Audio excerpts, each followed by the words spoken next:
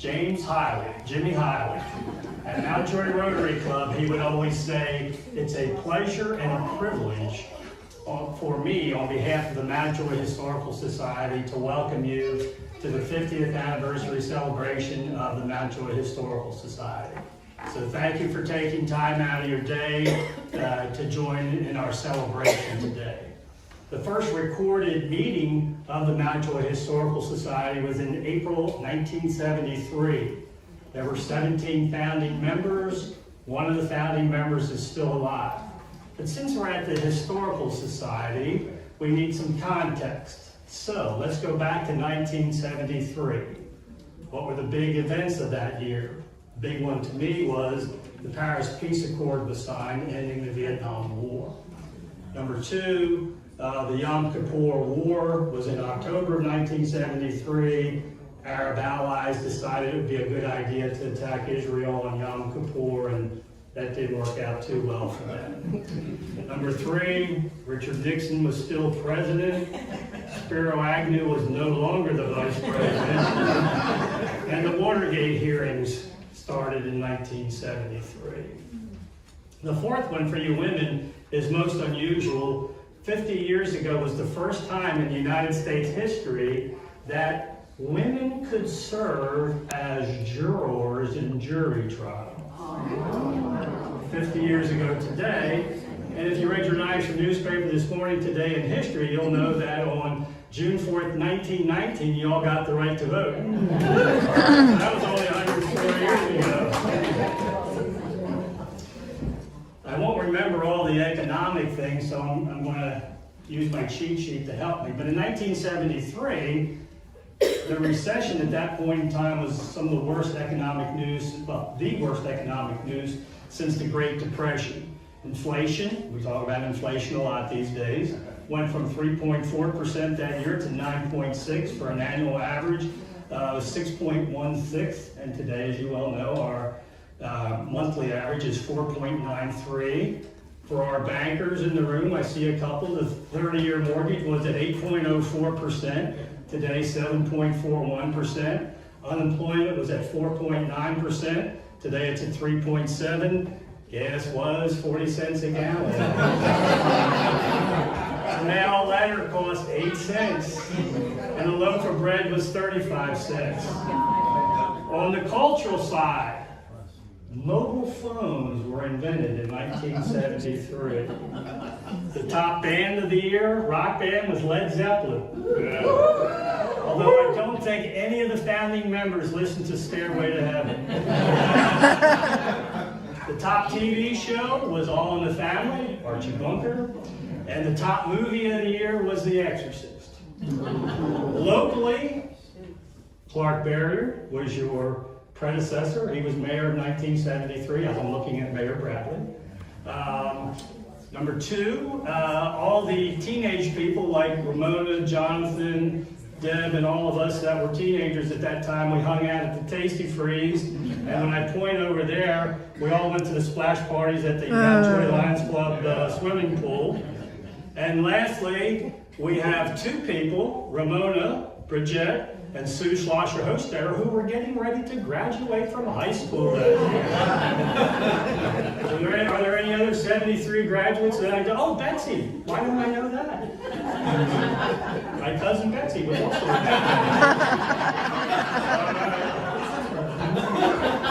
Maybe this is the part where I put in the audience participation. If I misstate a fact, please correct me. And if you want to add something, please do so.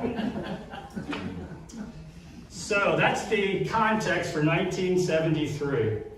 So these 17 people met in the home of Ben Rohr and had different meeting places for a couple of years. But they knew the significance of preserving and studying Mountjoy history, these 17 people. And basically, what is history? It's a study of past events. And as you look around, you can see that's been well done over the last 50 years.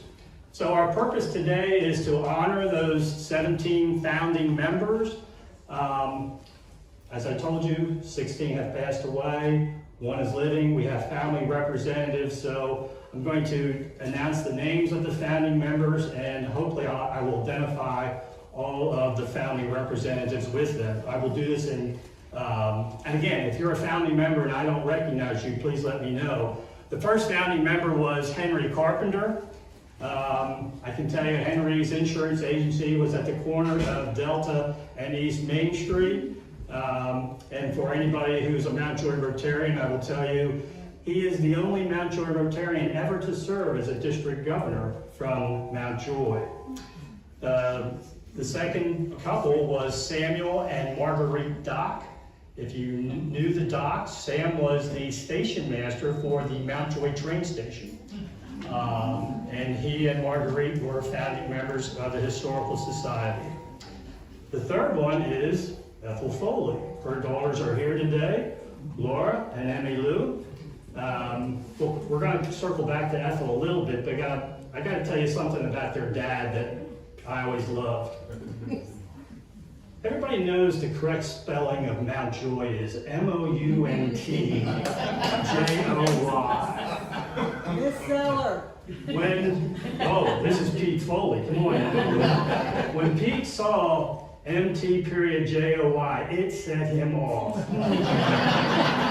And he would tell people, oh, you want to go to Mountjoy. They got the point, although it probably could be argued.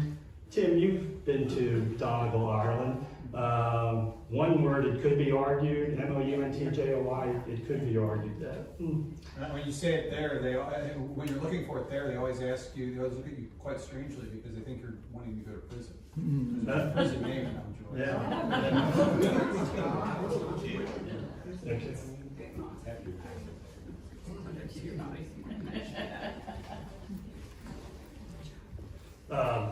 I'm always known to take squirrels, so here's the squirrel.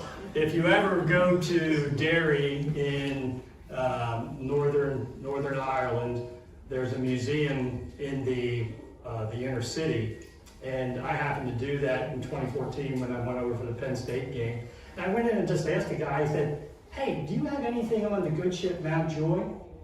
And it was one of these. Took me to the back of the museum, and then for the next 45 minutes, off the top of his head, gave me the history of the good ship Mountjoy. It was unbelievable. Our next founding member is Cyrus Gaynor, and Cyrus is represented by his grandsons, Mark and Craig Gaynor, and their spouses, Susan and Michelle. Let's practice our parade wave. Our next member was George Groff. I don't have anything to add on George. If anybody can help me out here, don't know anything about George. Okay. And the next one, I did have an opportunity to speak with Jonathan Bridgette, and it was his grandmother, Frances B. Skipper King, who lived, as Johnson told me, at the corner of Mannheim Street and Hopewell Street. She was the last, what word should I use, Jonathan or Ramona, the caretaker of the church? Caretaker and member, yeah. She was the last member of the church. Miss King was Ramona and Jonathan's grandmother, and she was a founding member of the Historical Society. She had a long-standing passion for history of the area. Our next member is Charles Maurer, and I'm looking, as I know that I see Maurers here today. I've got Mike's and his wife Jean, and is your daughter? She is not here today, and Mitch is somewhere, and Kim. These are Charlie's, two of his sons. And when you look at if you turn your heads, go to the logo for the Historical Society. Mitch and Mike's dad designed that. And if you look at it, there are obviously many important things that are symbolic to the Historical Society. Mitch and Mike are also the nephews of Vera Gingrich. Vera was also a founding member of the Historical Society, and she was also a past president. The next member was Earl Miller. He was the father of Raver Miller and grandfather of, in my age, Sue. I don't know if they're here today.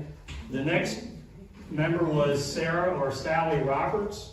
I don't think any of her children are here today, but I will tell you that as a young person, she knew more Mountjoy history than anybody I ever met, and I would tag along with my mom and Sally. For example, anybody here of Cedar Hill Seminary? We went down there to see the last remaining wall of Cedar Hill Seminary. There are many traders' huts around our area that are still standing.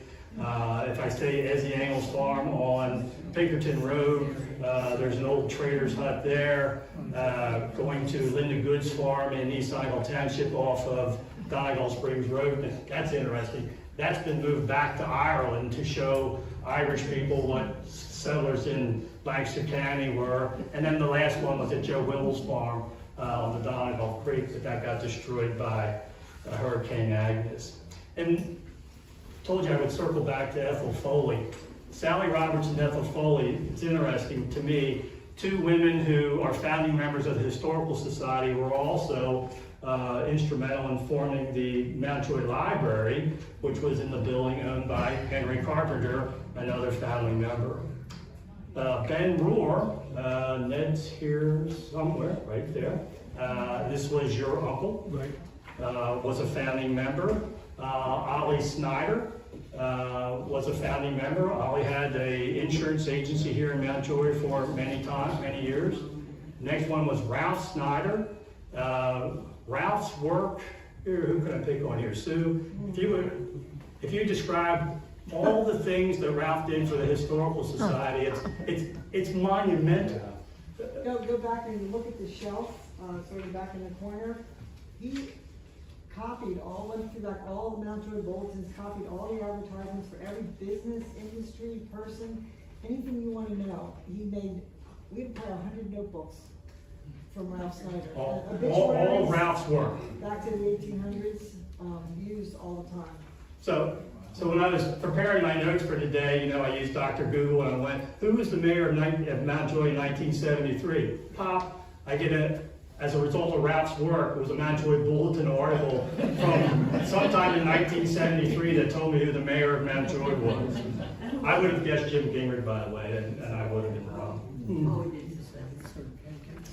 Wait, yes?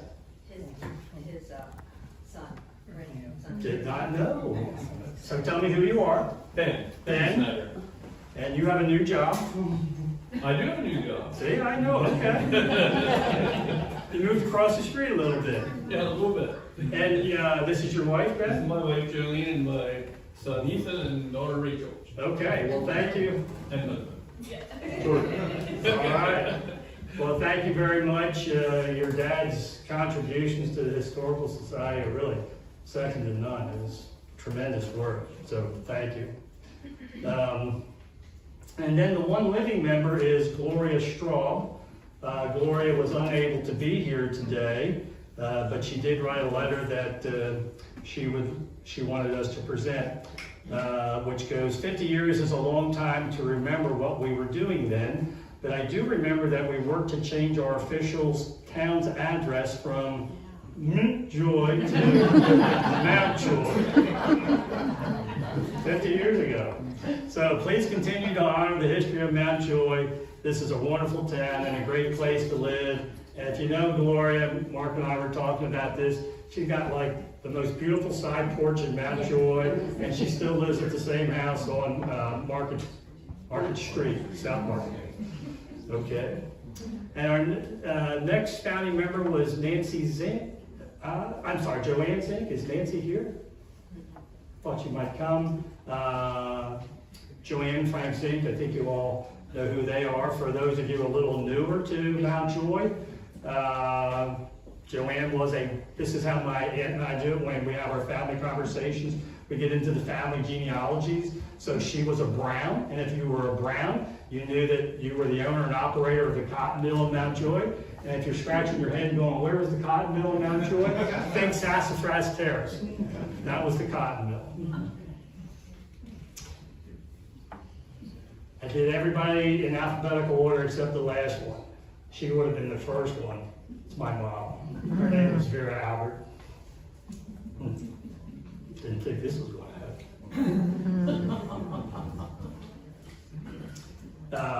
She's represented also by her sister, her cousin Betsy, and her niece Beth. And Beth, I think you might get the award for traveling the furthest today. Can anybody beat Colorado?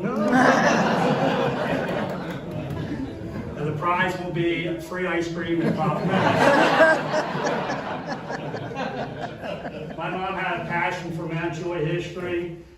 She lived and died for Mountjoy history. I will tell you, on the last day of her functioning life, her last thing to do was working on a project for the Mountjoy Historical Society. That's the last thing she did. And I would tell you this, if I ever had a question about Mountjoy history, all I had to do was dial 717-653-5296 and bang, I got the answer. So, if you'll please join me in honor and recognize and celebrate the 17 founding members.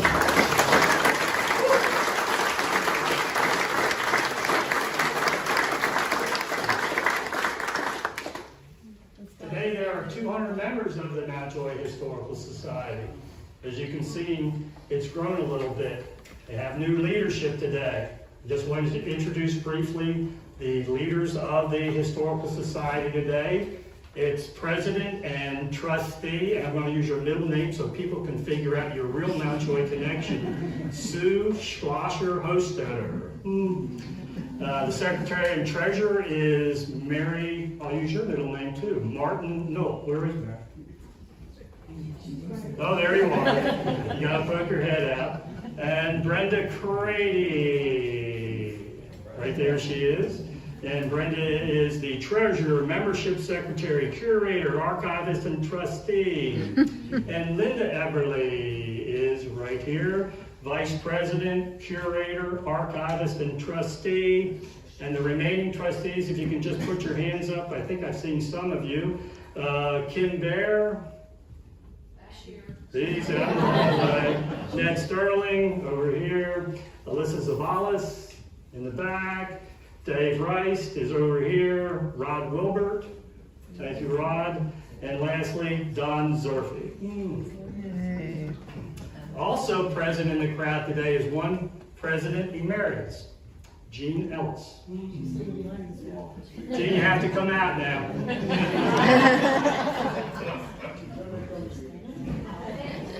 Because I'm going to do a shout out to you. You ready? She's on her way. She's on her way. And it's my birthday.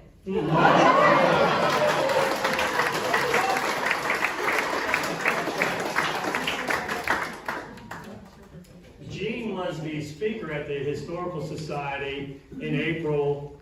If you want to come up, come on. In April of this year. Her topic was called 7 Degrees of Separation. Who here has ever heard of a guy by the name of Elon Musk? So, 7 Degrees of Separation. Gene read a Wikipedia page about his ancestors. Canadian, South African, Pennsylvania Dutch. What? Gene did a deep dive. Turns out, one of his relatives go to Bainbridge, the Haldeman Mansion, Samuel Haldeman, famous scientist, and he was a really bright guy, was one of his distant relatives, and all the Haldemans are buried in Marietta Cemetery. But then Gene finished with one other connection to Mountjoy, and as Gene will tell you, everything comes back to Mountjoy. Gene believes it's the center of the universe.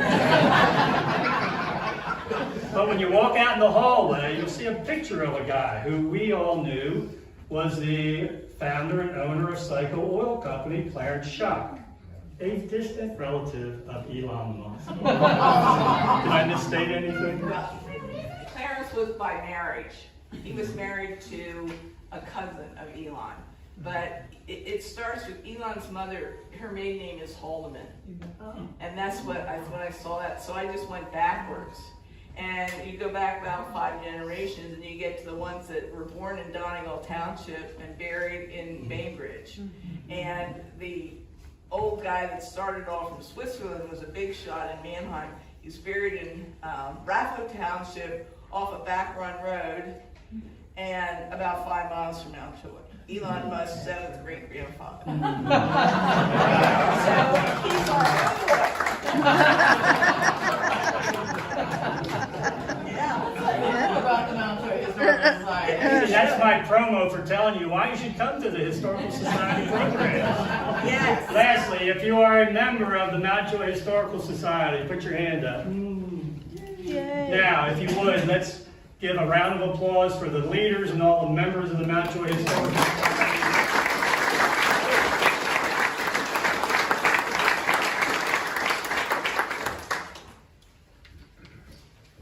Today's a day of celebration, but it's also a fundraiser. So, there are little envelopes like this out in the hallway.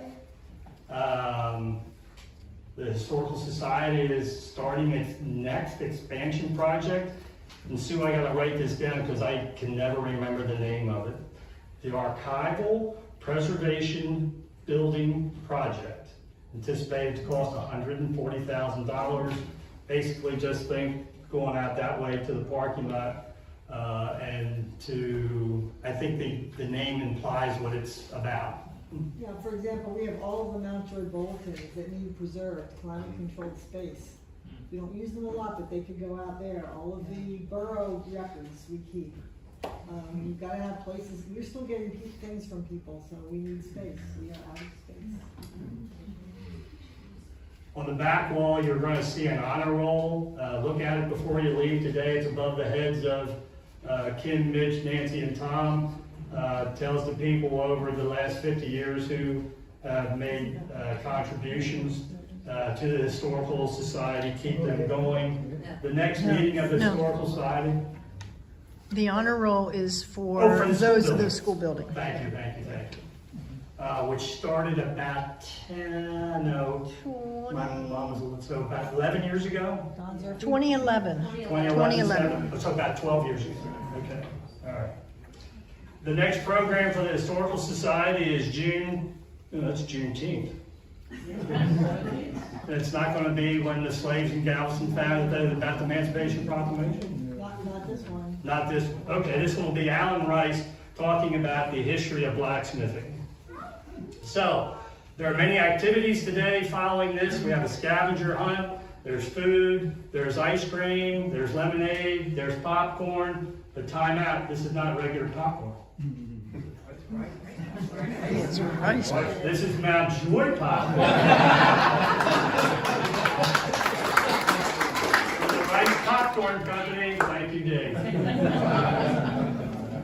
And Scott, the grandfather clock out here was donated by Wilbert in Time After Time. He has a shop right on Main Street. Okay. And that shows Bishop Mount Joy. And I wanted to mention that display case just came from the Ralph Snyder's family. Very good. The candy case from the movie theater. Yeah.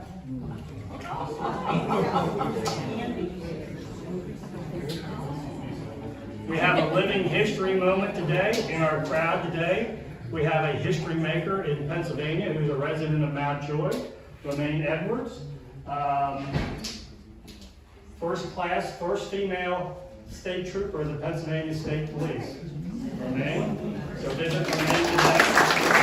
Can I share that one story you just told me?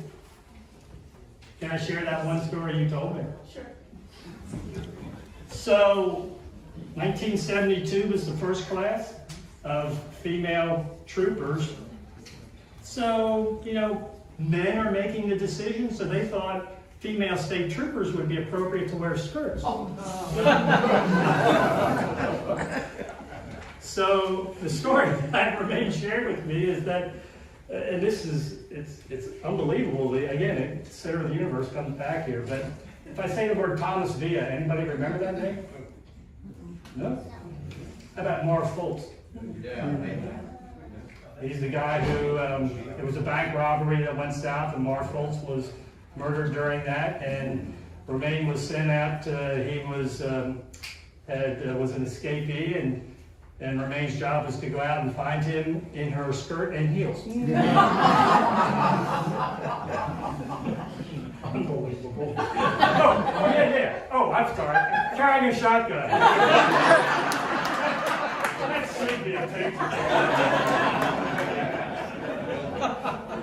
Romaine was unsuccessful in finding Mr. Mia that day.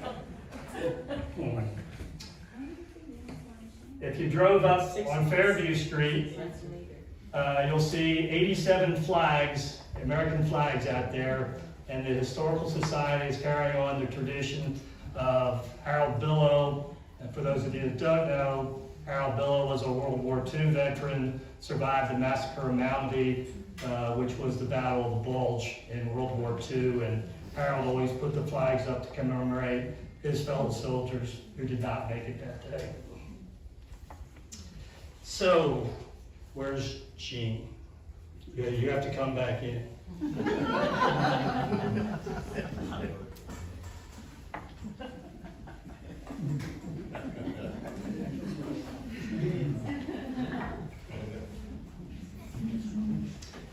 Forgot it was Gene's birthday, but I remembered there's another young man in the crowd whose birthday it is today. And that would be Warren Greenewald, who's here with his daughter, Nancy. So if you'll join me in singing happy birthday to Gene and Warren in that order, and you don't want me to start the singing, who can sing? Okay. Happy birthday to you. Happy birthday to you. Happy birthday, Gene and Warren. Happy birthday to you.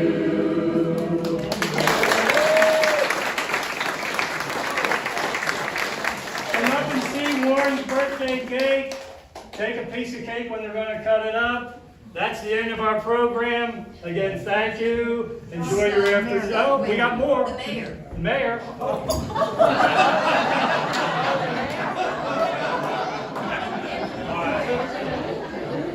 See how he was an add-on? When I practiced at home yesterday, he wasn't part of this. That's my second one. Ladies and gentlemen, Mount Joy's Mayor Tim Bradley.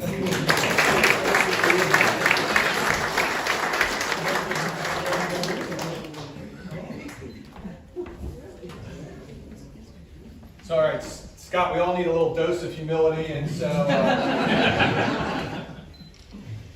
But it's really a pleasure and an honor to be here today.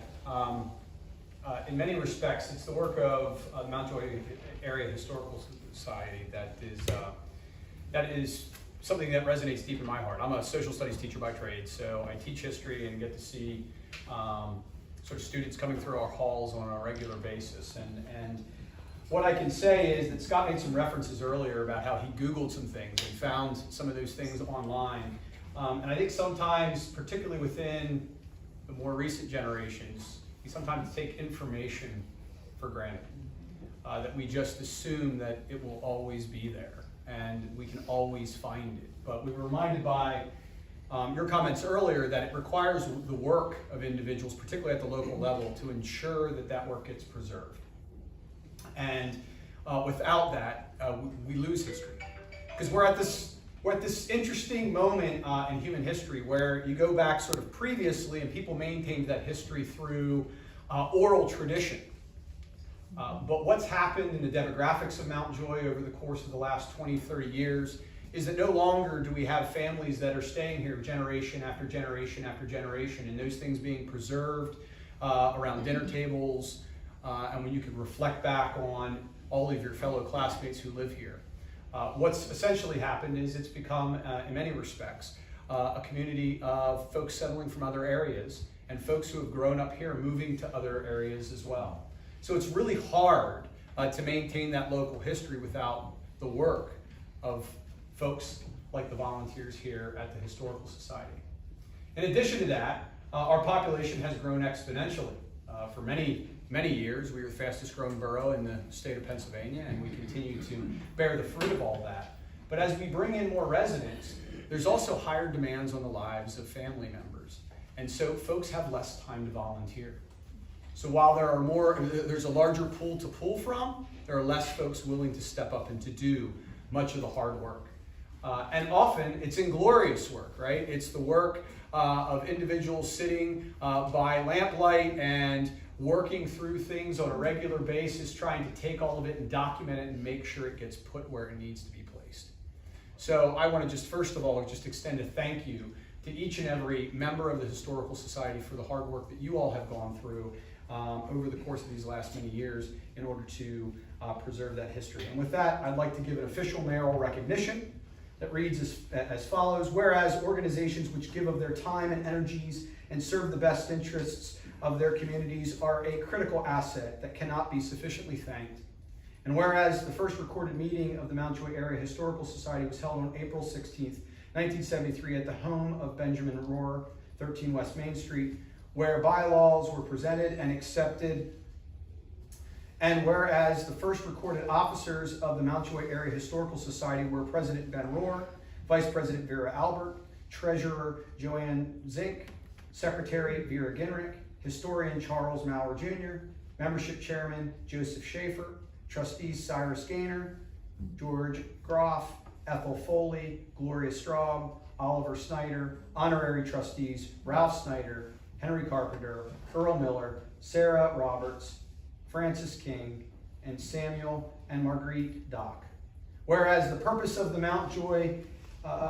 purpose and mission of the Mount Joy Area Historical Society has always been to promote the discovery, collection, preservation, and publication of history, historical records, and information related to the Mount Joy area, including but not limited to the collection and preservation of books, newspapers, maps, genealogies, portraits, paintings, relics, letters, engravings, manuscripts, journals, and any and all material that may establish or illustrate the history, growth, and progress of the population, prosperity, education, agricultural, arts, business, and commerce in the Mount Joy area.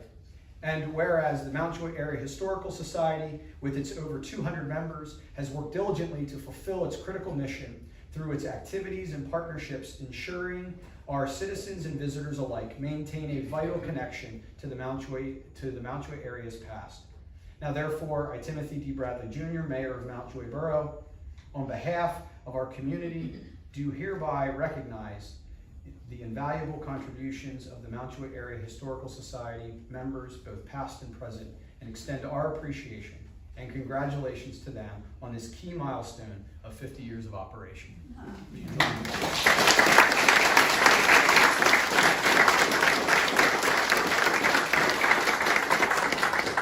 If I could just ask the leadership of the Historical Society to come up, I'd like to present this to you.